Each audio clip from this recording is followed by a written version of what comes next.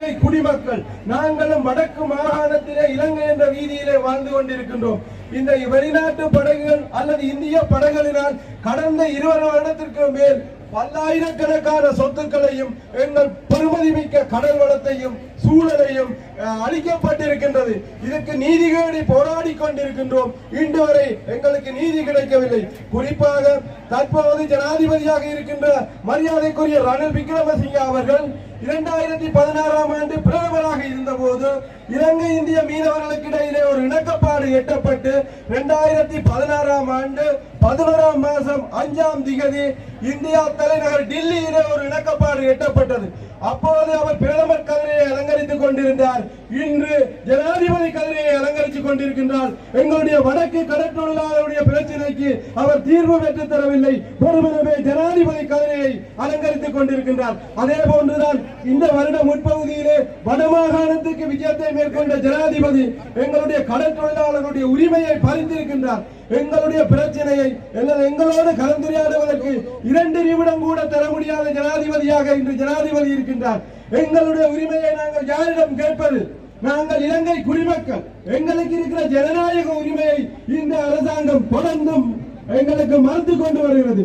அதே போன்றுதான் எங்களுடைய வடமாகாணத்திலே கடல் வளமாக இருந்தாலும் சரி, தரை வளமாக இருந்தாலும் சரி, மன்னார் தொடக்கம் கிளிநொச்சி வரைக்கும் காற்றாலையாக இருந்தாலும் சரி, பொன்னாவணி சீமேந்து உற்பத்தி தொழிற்சாலையாக இருந்தாலும் சரி, மன்னாரிலே இல்மனைட் அகழ்வாக இருந்தாலும் சரி, அரசாங்கம் தான் நினைத்ததை பொருளாதார நெருக்கடியை பாவித்து எங்களுடைய வளங்களையும் எங்களுடைய வாழ்வாதாரத்தையும் பொருளாதார நெருக்கடியை காட்டி பல்தேசிய கம்பெனிகளுக்கு விற்று எங்களை தொழிலாளர்களை வடக்கு மாகாண கடற்தொழிலாளர்களை கடலை விட்டு அந்நியப்படுத்தும் ஒரு செயல்பாட்டை இந்த கடற்தொழிலாளர்களுக்கு இந்த அரசாங்கம் ஏற்படுத்தி கொண்டிருக்கின்றது.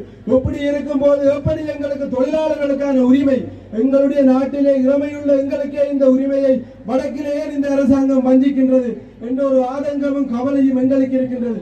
அதே போன்றுதான் இன்றைய இலங்கையிலே கடல் உணவு இல்லை அல்லது கடல் உணவு தட்டுப்பாடு என்று வெளிநாடுகளிலே இருந்து மீனை இறக்கி எங்களுக்கும் உங்களுக்கும் சாப்பிட தருகிறதுக்கு இந்த அரசாங்கம் திட்டத்தை தீட்டுகிறது. நாங்கள் வடக்கு மக்கள் இந்த யுத்தத்திற்கு முன்பு இலங்கையினுடைய மீன்பிடியிலே 40% மேல வடக்கிலே இருந்து இலங்கைக்கு நாங்கள் வழங்கி இருந்தோம். அந்த நிலையை உருவாக்குவதற்கு எங்களுடைய வடக்கிலே பலம் இருக்கிறது, கடற்தொழிலாளர் இருக்கின்றார்கள். ஆனால் இலங்கை அரசாங்கம் அதை பாராமுகமாக இருந்து கொண்டு அரசாங்கமும் அதிகாரிகளும் பெருமளவே அலுவலகத்தில் இருந்து கொண்டு அறிக்கைகளை மட்டும் தயாரித்து கடல் வளம் அழியுது என்று மாற்று தொழிலை கொண்டு வருகிறார்கள். எங்களுடைய கடலை இந்த அரசாங்கம் பல்தேசிய நாடுகளுக்கும் வெளிநாடுகளுக்கும் முதலாளித்துவத்திற்கும் விற்று தங்களுடைய பொக்கெட்டுகளை நிரப்ப தயாராக இருக்கிறார்களே ஒழிய எங்களுடையதும் உங்களுடையதும் உரிமையை காப்பதற்கு ஒருபோதும் தயாராக இல்லை. எங்கள் கடலிலே இளமையுள்ள கடலிலே நாங்கள் சுதந்திரமாக கடற்றொழில் செய்து தொழிலிலே ஈடுபடுவதற்கு கூட இன்று வடக்கிலே உரிமை இல்லை. முழுக்க அரசாங்க அதிகாரிகளும் அரசாங்கத்தோடு இணைந்து சட்டவிரோத தொழில்களிலே ஈடுபடுகிறார்கள். சட்டவிரோதம் என்பது எங்களுடைய கடல் சூழலை அளிக்கின்றது, மீன் உற்பத்தியை அளிக்கின்றது. எங்கள் கடற்தொழிலாளரை கடலை விட்டு அந்நியப்படுத்தும் ஒரு செயல்பாட்டை இந்த அரசாங்கம் தொடர்ந்து செய்து கொண்டிருக்கின்றது. இதனை நாங்கள் தொடர்ந்து பொறுத்துக் கொள்ளாமல் வடக்கிலே குரல் எழுப்பி வந்த வேளையிலே தான் இந்த மேதின பேரணியிலே இலங்கையின் தலைநகரிலே எங்களுடைய பிரச்சனையை வெளிப்படுத்துவதற்கு இந்த தொழிற்சங்கமும் இந்த சகோதர மக்களும் நீங்கள் எங்களுக்கு ஆதரவு தந்திருக்கிறீர்கள். எங்களுடைய மனசிலே ஒரு எதிர்பார்ப்பு, எதிர்காலத்திலாவது எங்களுடைய பிரச்சனைக்கு முடிவுக்கு சகோதர மக்களும் குரல் கொடுக்க வேண்டும். இந்த தொழிற்சங்கங்களும் எங்களுடைய அல்லது உங்களுடைய நாட்டின் இளமையை நாங்கள் பாதுகாத்து எங்களுடைய உங்களுடைய பிள்ளைகளுக்கு எதிர்கால சந்ததிக்கு நஞ்சில்லாத உணவாக இன்று கடல் உணவு தான் இருக்கின்றது, அதை பெற்றுக் கொடுப்பதற்கு வழிவகுக்க வேண்டும்.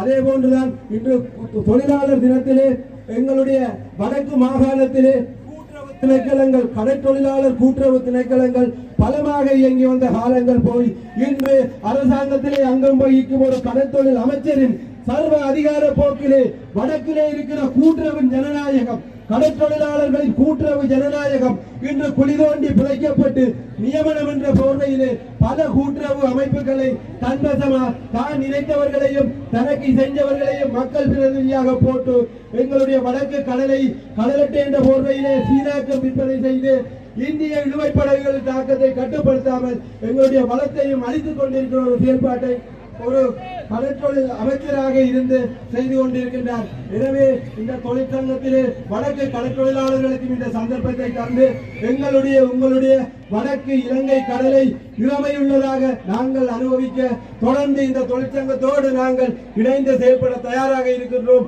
வாய்ப்பளித்த அத்தனை உள்ளங்களுக்கும் நன்றி. நாங்கள் இந்த பேரணிக்கு கலந்து கொண்டிருக்கின்றோம்.